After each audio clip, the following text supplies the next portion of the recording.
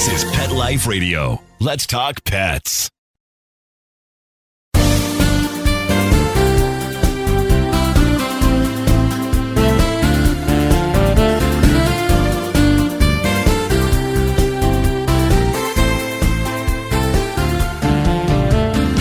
Hi, welcome to this week's episode of Loving Animals on Pet Life Radio with your host, Dr. Robin Ganser. So glad that you're joining us for this very special, heartwarming edition of Loving Animals. This episode is just going to make your heart grow and certainly make you feel so much patriotism for our wonderful country. You know, friends, we at American Humane are so committed to helping America's veterans and recognizing their heroic contributions to our country, both on and off the battlefield. American Humane has been first to serve with the U.S. military for a century. In fact, it was our animal rescue program that was born, friends, on the battlefields of World War I in Europe, where at the request of the U.S. Secretary of War, volunteers with American Humane deployed to rescue and care for 68,000 war horses each month. Can you imagine?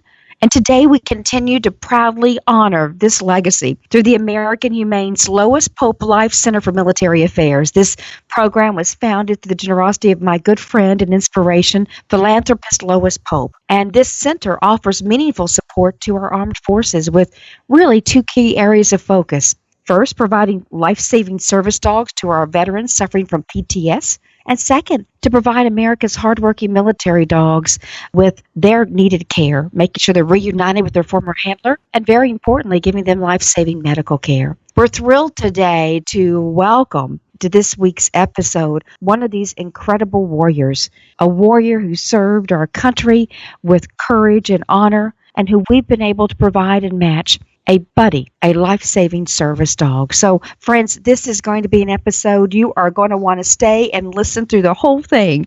And you're going to be meeting Army veteran Sergeant Chris Ellis and service dog Lex in just a few minutes. Again, welcome to this week's episode of Loving Animals on Pet Life Radio. This is your host, Robin Ganser, and we'll be back right after this brief message to meet Sergeant Chris Ellis and Lex. Stay tuned. Not pumped about cleaning the litter box? Try World's Best Cat Litter Zero Mess, the litter that gives you 2 times better clumping and more odor control with less litter. That's right. You scoop once and you're done. No chiseling, no scraping, no crumbling, no problem. Looking for fast and easy litter box cleanup? Zero Mess. Try it. You're welcome in advance. Save $2 on World's Best Cat Litter. Visit www.saveonworldsbest.com. Let's Talk Pets on PetLifeRadio.com. Welcome back to Loving Animals. As I teased you in the very beginning of our show, we're going to have the most heartwarming episode ever. I am so proud to introduce to you Sergeant Chris Ellis, an Army veteran who was part of the U.S. invasion of Iraq from the very beginning in 2003. He proudly calls military service the family business. And recently, American Humane paired Sergeant Ellis with Lex, a 1.5-year-old male Labradoodle who was selected from an animal shelter located within a correctional institute in Louisiana, where he was initially trained and socialized by inmates. We're so thrilled to welcome today to our show Chris and Lex. Chris, how are you? I'm fine. Thank you for having me. Oh, thrilled to have you, Chris. Chris, I'd love for you to share with all of our listeners. Tell us a little bit about your service to our country, and I just love that you called military service the family business. You know, like I said, it's something that my family has always done. My grandfather, his grandfather, my dad and brother. So that's pretty much what it is a family business for us. Tell us about going into Iraq in 2003. How old were you then, Chris? Let's see. I was in my lower 20s. 2023 or 24, that was a long time ago. But I remember the trip there. It was pretty scary, not really knowing, what to do or what was going to happen, I guess. And then once the war started and we crossed the berm, there really wasn't much thinking left to do. You just did your job and hope for the best. What was your job, Chris? I was a infantryman. I was a dismounted infantry guy off of Bradley, which is a Bradley fighting vehicle, is a tracked vehicle that pretty much just takes us through the fight, drops us off, and when we're done, it picks us back up like a soccer mom's minivan, I guess. Well, a little different than a soccer mom, I would guess, right? Yes, ma'am. Absolutely. So those early days in Iraq, how many tours of duty did you serve? Only one tour in Iraq, and I did a tour in Macedonia. Tell us about Macedonia. Macedonia was a peacekeeping mission, and it was mostly okay. It wasn't much danger involved in that except for driving the roads. In your first tour in Iraq, tell us a little bit about some of those memories that you had from that experience. Well, I had some good ones, but most of them are pretty dark and not fun to think about. I can remember our first firefight when we were in a town called Al-Kifa. It was a depth of peach for us, and that is where we first engaged and had a long engagement, which is probably about 2 days long, I think. And my company came out pretty good. We didn't lose anybody, but we took a lot of people. And that was our first experience with a large group of the Iraqis. And it was kind of disheartening to see how they were treated before the fighting. And then just to have to continue to fight them. And then, yeah. Yeah. Chris, when you came back, how did these tours of duty change you? Well, when I came back, it was in July of 2003, and there wasn't really much fanfare or support yet. So I came back, and I was all mixed up. But, yeah, I didn't want to tell anybody because that would show weakness. So I pretended everything was okay and just fell into a world of drinking too much and, self-medicating and just ignoring my issues. When was it, Chris, that you learned that perhaps a service dog might be the right therapy for you? I think I've always thought about a service dog, but I had a pet, and I don't know, for some reason I didn't want to cheat on my pet, but probably last year around this time is when I finally decided that service dog would probably be the best thing for me, especially for getting out in public and going shopping, doing small things like going to my daughter's school for, to be there for her. I've tried medications and therapies and light therapies, all kinds of stuff that the VA offers. And Lex has been so much better than all those. Well, for our listeners, I want to share with them the fact that Lex is this precious 1.5-year-old male Labradoodle. And again, he was selected from an animal shelter located within a prison in Louisiana, where he'd been trained by and socialized by inmates. We were able to take Lex, put him in American Humane Service Dog Training Program, and match him up. Thanks to the Matt Martin Foundation and Tito's Vodka, we were able to present Chris with Lex this past summer. Chris, tell us about the moment you first met this precious Labradoodle. What did you think when you met this dog? When I first met him, I almost cried, I guess. It was like a weight was taken off. It was like almost an immediate relief to know that he was there for me. And then Lexi, his disposition is so awesome. He's cute and a little bit goofy, and it just makes you want to be at ease all the time. Wonderful. What's your daughter and your wife think? You have a beautiful daughter named Breland, a gorgeous wife, Carrie. Tell us about what both Carrie and Breland thought after meeting Lex and getting to see Lex and you interact. Hey, I love Lex, and Breland and Lex have a good bond going. We were watching them play last night, and it's really cute. And my wife, she enjoys me leaving the house more, so she really, except for sharing the bed, sometimes she gets mad, when Lex jumps in the bed with us. That's great. That's great. Well, I know Breland was quoted as saying she was so glad to have Lex bring her daddy back. I think that was just one of the most beautiful lines I think I've ever heard. And I know, Chris, you were saying on the service dog graduation day, getting your service dog has been a life changer. You have such a better outlook. Tell us about having the better outlook. I think you've now had Lex for about 6 months. How's this 6 months with Lex changed your life? Like that, I've been getting out more, and even when I'm having the bad days, he's there for me. I don't have to talk to him. I just rub him and pet him, and he understands what I'm thinking, I guess, and he just makes me feel better. I can't really explain it, but that's how it works. That's beautiful. Any last words you'd like to share with our listeners, Chris, about what having a service dog means to you?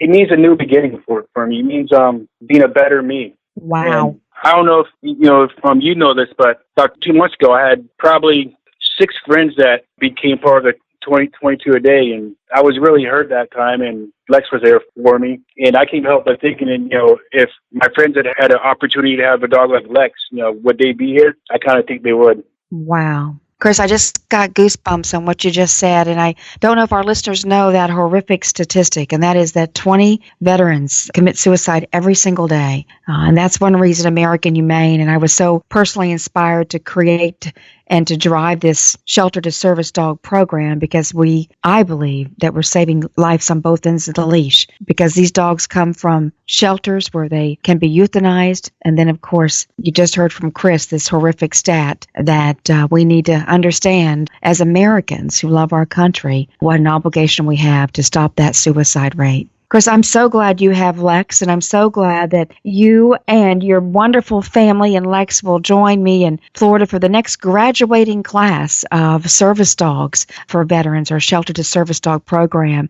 And I'm so glad you're paying it forward by sharing your story and allowing us to touch so many lives. So thank you for what you do, and thank you for paying it forward for other veterans who are coming home from Iraq and Afghanistan today. Yes, ma'am.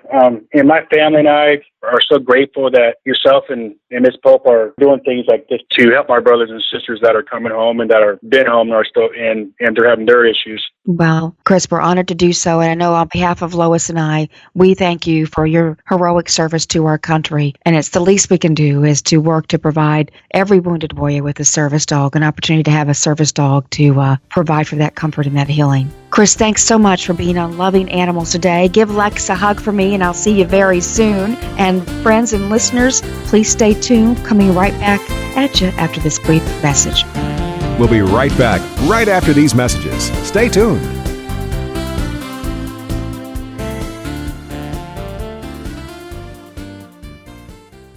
Does your dog itch, scratch, stink, or shed like crazy? Come to Dynavite for help. Order a 90-day supply of Dynavite. Pick up 2 bottles of Lico Chops, get the 3rd bottle free. New improved Lico Chops with omega-6, omega-3, vitamin E, and now 6 extra direct-fed microbials. Even better for the digestive tract and immune system. And dogs love it. Try Lico Chops. Buy 2, get 1 free. This is Henry Lukasevic for Dynavite. DINOVITE.com. Let's talk pets Let's talk pets on Pet Life Radio. Pet Life Radio. PetLifeRadio.com.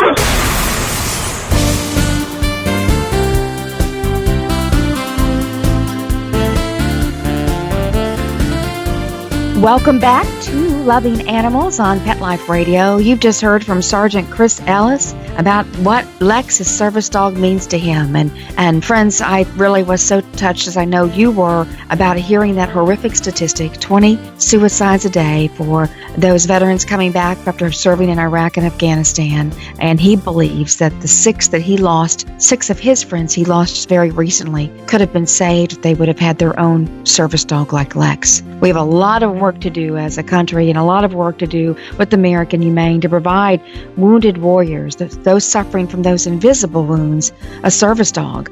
For many brave members of our nation's armed forces, coming home as a civilian is only the very beginning of another daunting battle. Those invisible wounds of war, such as PTS and TBI, can cause such terrible symptoms in veterans, leading to depression, isolation, and, as we heard from Chris, suicide. So American Humane is devoted to harnessing the healing powers of the human-animal bond to help veterans, and a growing body of scientific research actually proves our point. Especially trained PTS service dogs can reduce stress, can reduce anxiety levels, can mitigate depression, can ease that social reintegration, can provide confidence, and importantly, can restore confidence in veterans. But there are obstacles standing in the way. Waiting lists are long. The process is expensive. And again, compulsory training costs about, $30,000, $40,000 a dog to get a dog trained to be matched appropriately with the mental health care needed too for the veteran impacted.